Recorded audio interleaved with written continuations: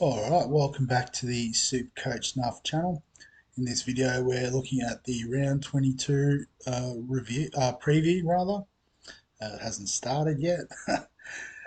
So as usual we're going to quickly go through the top 10 trades in, top 10 trades out, probably top 10 captaincy, vice captaincy options as well. So I guess we'll start with the traded in list, and I think the top two are pretty obvious: Nathan Cleary and Latrell Mitchell. So Nathan Cleary obviously being number one. Um, I know previously I've suggested that you get him in. The question's always been who do you get him in for? SJ's got a good run. Nico Hines hasn't really done much wrong this year. But I guess the more I think about it, the most popular trade this week individually is Cleary for Hines, slightly above Cleary for Johnson. And I'm starting to warm up to that trade. As good as Nico Hines has been, you just feel like maybe Nathan's got a better run home. So, yeah, Nathan to Mitchell Moses, absolutely. I don't know how you're getting out Tohu for Cleary, but well done. And Tino, yeah, fair enough. You have to have a few duels to make that one happen, but well done if you can. Excuse me, but yeah, Nathan Cleary, I think he is a really good trading option. Latrell also a great trading option, particularly this week up against the Tigers. He could do anything. I think so. Really like those trades. Cam Murray, I'm a big fan of as well. Trading in. Dan Russell, so an interesting one. Obviously, bottom dollar, which is nice. Dual position, and having the centre wing dual position is nice too. And I guess previously I probably would have said to not trade in a playing sort of bottom dollar option with low upside, just given they can become an auto emergency nightmare. But given I know the circumstances of my team, I'm probably going to have to use him this week. Um, Not necessarily playing, but having that future sort of backup option. But we'll talk about my team a bit later. So I don't mind this trade actually. It's grown on me as well. Reece Walsh, I think, yeah, really great option, particularly if you've got Latrell already, or if you want to go different to Latrell. I think Reece Walsh is a great point of difference option. Obviously, a bit cheaper too, which is nice. Payne Harsey's a keeper, bring him in. Cody Walker, same sort of deal as Latrell, playing the Tigers this week. Um, and even with Latrell back, it could free up Cody. So I think, it's a nice trade. Munster, I'm pretty sure his price has bottomed out. So if you can, this is the week to get him in. Corey Horsburgh, he's probably not one I've looked at too closely, but, he's producing the goods. So, and at a similar price, you can get Joey Tarpany as well. So Horsburgh's obviously more of the pod move. Tarpany is, I guess, keeping up with the pack because he's about 30% owned. I might even have it here somewhere if I scroll down far enough, obviously. Yeah, 37% owned. So, yeah, it depends whether you just want to run with the pack and match or you want to run with the pod in that position. On the trade outs, so Tohu Harris is the number one traded out. I'm not the biggest fan of this. I think he's still got the capacity to score well in the last few rounds. Um, I guess maybe if you're going to Cam Murray, I'd get on board with that. But I can't see the point of paying up for someone like a Tarpany. You've got to pay up a bit to get to Corey Horsburgh. Um, I guess some people have traded him out for Cleary. Like I said, that's an interesting sort of set of jewels you must have. But yeah, I personally don't think that's the biggest trade out this week. Excuse me. Nico Hines at number two. So as I said, this is sort of growing on me a bit. If you're going to run with Cleary and Johnson, I think if you're going for someone else, and given I think half the people traded out Hines for Cleary, I don't know, or half of those trades, sorry, are for Cleary. Yeah, so about 1,700. Yeah, I don't know who the other 1,900 are trading in for Hines, but I'd suggest that's probably not the best move. Sean Johnson, so I can understand, he's on the buy, and people sort of brought him in with the plan to flip him to Cleary at this time. I know I was one of those people initially, but I do like the Warriors run home. So, yeah. So, like I said, if you're going Cleary to Hines, I can get on board. Um, if you're going Cleary to from Johnson to Cleary, sorry, I've gone the wrong way there. But that's probably okay. But I think it's down to those three really in the half. So if you're trading these guys out for someone else, yeah, it's a bit of a severe pod move, I think. Tino, so he's only got 2 weeks left of suspension. Obviously, people trading him to Cleary need to free up the cash. Fair enough, but I think other than that, if you can afford to hold him for the next 2 weeks, um, it's not the worst move. He'll be, a real nice pod coming into the head-to-head finals. Dream Buller, so I guess a lot of people upgrading their fullback, so that's a great move. Gutho, I guess, you can get more value out of Latrell or particularly Reece Walsh. If you're trading down Gutho, you get 240,000 thereabout. That could get well, maybe someone like a Tohu Harris all the way up to Cleary. So, yeah, I can understand. But he is playing well. Playing the Storm this week might scare a few people, but the Storm haven't exactly been setting the world on fire this year. Admittedly, they do bounce back well from games where they've been embarrassed. So, all in all, decent trade. Jeremiah Nana, yep, obvious, out for 4 to 6 weeks, which is basically the rest of the Supercoach season. Teague Wilton out for the season, that's a obvious one. Reid Marnie, I know he was disappointing last week. He's back in the nine this week. The Dogs have pretty well a full strength side, but they do have the bye next week as well. So if you're upgrading to like Damien Cook, I do like that trade. Um, if you're sideways into a pod, it might not be worth the trade. And Jacob Preston, so I can see people maybe going from him to Cam Murray's a nice move. There's a couple other point of difference options around that price. The Dogs do have the bye next week, so I know it's definitely something I've been stressing about, given I've got a Bulldog heavy squad. So if Preston's your ticket out of running short next week, then fair enough. Onto the captaincy options. Go top 10% as usual. Capture the majority of the audience. So Nathan Cleary, most popular this week at 45%, makes sense, particularly given the Sharks' struggles on that left edge defensively, which Cleary will be running at, feeding Liam Martin, Stephen Crichton, Brian Toto.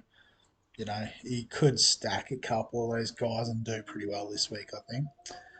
Nico Hines, obviously, if you haven't got Cleary, you just go with Hines. So whatever your gun halfback is this week, you go with that. If you've got both, I'd go for Cleary over Hines personally. Kalen Ponga, so I guess, he's been scoring well. What's he? 3 round average of 133. Well, that's projected, but I think that's about his average. 137 maybe from memory. It's massive. So, yeah, I mean, if you've got someone that's close to $1 million, they've got to be in the conversation every week. Speaking of $1 million players, Scotty Drinkwater playing the Titans. Teddy did a number on him last week. He's in ridiculously good form. So, yeah, like that shout for captain too. Cody Walker. So I don't mind this one. I could see a bit of a VC loop with Reece Walsh playing tonight into Cody Walker tomorrow. Um, he's traditionally more of a VC type option because of the potential fluctuation, but I think, yeah, if you want to go for it, why not? Ruben Garrick against the Dragons is an interesting one. I didn't think the Dragons were going that bad, but they are in the bottom three for a reason. So, yeah, fair enough. Get the goal kicking fullback in there. Latrell, yep, if you're bringing him in, he's a good shout for captaincy. Val Holmes, it's going well at the moment. Can't begrudge you that. Dave Fafita, Yeah, I think he's always in around the conversation. He's a tank. And Jermaine Osako, playing the Dogs. I think the Dogs will be better this week given the troops are all coming back. But in saying that, the Dolphins get Hammer back at fullback. It's pretty exciting looking. So I guess 1%'s a bit pod anyway, so that's fine. VC options. So yep, Cody Walker, like love VC option. Ponga, yeah, he plays pretty early in the week, so that's a good option. Latrell, yep, makes sense. Munster, he's always good for a VC shout. Fafita, yep. Cleary, I'm not sure who you're captaining after him, but that's fine. Might be going the straight C on someone. Reece Walsh, yep. First game this tonight. Him or Tedesco, who's ninth. Obvious candidates for a VC. Nico and Gutho, yep, they're all decent options, I think. So in saying that, with my team, um, it's one of those weeks where I was trying around some options, and then I came to the realization of something, and then it was just like that's the world's most obvious thing. Why didn't I think of it earlier? And so essentially, I was trying to work out who do I trade up to get Latrell. I've got a few $100,000, um, and then I realised well, what I can do is I can do two trades admittedly, so I do lose a trade, but it clears up a couple of the other issues I've got, and that is getting out of Harry Edwards. And I just need to swing my man Martin into the front row, and we'll go by lowest price because, as I said, I'm going to bring in Dan Russell wherever he is. So it frees up about 170 more K, provides a bit of coverage in terms of if I need to, trade someone out of my centre wing to bring in another forward, I can do that. Um, so that's nice too. But what it also does is I've got Blake Wilson, who's becoming a bit of an auto emergency nightmare. But what I can do is I can get out of him. CNK goes back into the centre wing slots where he belongs. And I can bring in Latrell. So I've still got 60K to spend. Um, 3 trades left, which isn't ideal, but I guess now what this leaves me is with a squad of essentially 22. You chop out Martin, we're not really going to use. Munro probably won't come back. And I guess Dan Russell technically is the 23rd player in my squad. But then I've got 22 players every week that I'd be pretty comfortable with playing. So obviously Tino's out, which drops it by one. And we've got the Warriors guys on bye. So it does sort of bring it down to about 18, 19 playing options this week. And then also the other thing it does is next week when the Dogs are on the bye, I've gone from having 5 Bulldogs players that I have to cover to just the 3, being Kiraz, Burton, and Marnie. So, I had 3 Warriors players out this week and it was a bit tough to cover.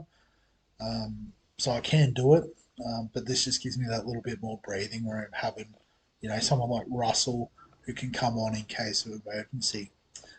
So yeah, so when I sort of worked that out, I was just like, oh, that's perfect. You're a genius. Now it's just a case of working out which 17 played this week. So I guess the way that I see it is we need to get Tohu off the field. So we'll bring in Kalamatangi, get the reserve off him, throw it on Reed Money. And then we obviously have to get out of SJ. So I'm just going to make a pick between Burton and Asako. And it is a tough one because obviously, Asako playing against the Dogs could go well. I can also sort of replace him with Kiraz. Um, but in saying that, I am going to stick with my man, Matt Burton. Considering I was almost going to trade him out, might be a big call. But with Sexton back, I think it's going to look a bit more like the attack was a couple of weeks ago, where Burton gets a lot more space. He's now got Viliami Kikau running off his hip, which is obviously going to create some more spaces. Um, and yeah, so I think there's really an opportunity there where Burton could do well. And I'm not sure what the betting's looking like. Yeah, so it's not that far off. The dog's 228. If I had any money, I'd almost have a crack, but unfortunately, post Europe trip, I am pretty skint. So, in saying all that, the VC's landed perfectly on Latrell, playing against the Tigers, early fixture, love it. Happy to play Hines as a captain again. If I had Cleary, he'd be the obvious choice, but at the moment, I've got these guys.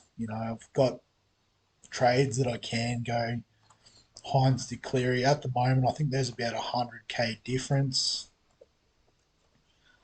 So even if Cleary blows up this week and Hines really flops, I can still afford to make that move next week.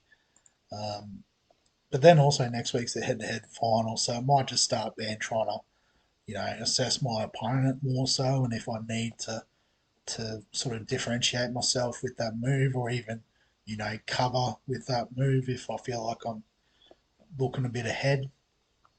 Um, yeah, I'll pull that trigger then, I think.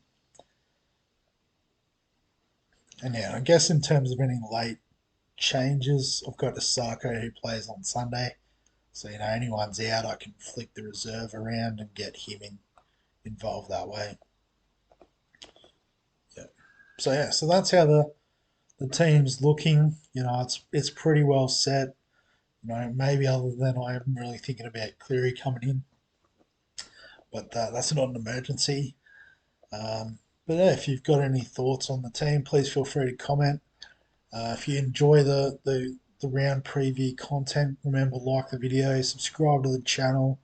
I think I said the other day I'm getting close to 80. It's ridiculously close now. I think it's 79 at the time of recording. So that's insane. Um, and other than that, I'll hold up before we finish it up. I completely forgot. I had made a promise to go through the NRL mixer. A bit more detail this week. So we're just going to add a little bit on the video. It's going to be the world's worst edit, but that's fine. And also, just quickly, I had a question about the NRL fantasy team. No trades this week. Hang on, I'm going the wrong way there. Um, I just wanted to click out of the video editor a bit. So, yeah, I guess, no trades this week. Still got 4 left. I'm going to need some with again, a few Bulldogs players playing or on the bye next week. But yeah, I guess a big sort of call Damien Cook as the captain up against the Tigers. Nico Hines, VC. Yeah, and then just basically because I've got 2 players on bye, 2 players that aren't playing, it's essentially all hands on deck. So just quickly get that one in. But I guess the main one, the NRL mixer. I just realised I haven't logged in. So the picks this week, so obviously because I'm backing Cookie in as my captain, I thought I have to give him a nod at hooker, playing against the Tigers. I talked about that. Millie Boyle, so I think she was up there amongst the highest scorers, if not the highest scorer. Definitely the highest scorer in the middle, for any gender. So, and probably one of the better mids in the women's game. Had a look at their minutes. She played more minutes than any of the other middles, as far as I could tell. So yeah, get her in again this week. Great shout. Kalamatangi is a bit of a pod move. Again, backing him to do all right against the Tigers. I did toss up maybe Liam Martin playing on that right edge against the suspect Cronulla defence, but yeah, I'll back my boy Kalamatangi in. Nathan Curry, because I don't have him in my NRL fantasy team or Supercoach team for that matter, I thought here's a perfect chance to get him in and put the booster on him, which is like the captaincy essentially. Last week we went with Isabella Kelly, and she probably missed out a bit to the other centre from the Roosters, Jess Surgis. So Surgis is a real popular pick this week, so we thought let's go the point of difference, and why not give her the boost as well for the women? Um, and then Berry, I've completely forgotten her first name. Tegan Berry from the Dragons playing fullback against the Eels this week, who had the biggest loss last week. That's really what I'm basing it on. I didn't see the Dragons game. I didn't see any of the women's games last week. Um, don't know if I'll get to see any this week either. Pretty busy weekend. But yeah, I thought let's get her in and hopefully she scored well last week. I think with a 58 or something like that. See if I look around 58, do we find her? Not really. Or it might be even more than that. I know. I know it was a good score anyway. Actually, if I click on it, it probably says it on here. 55. There you go. I was close. So yeah, so that's I guess who I've gone with in the mixer this week. If you haven't started, get on board. You know, it's only 1 week in, and you'd probably overtake me pretty quickly anyway. So, all right, I've done all the promotional stuff previously, so we'll just say thanks for watching and catch you in the next one.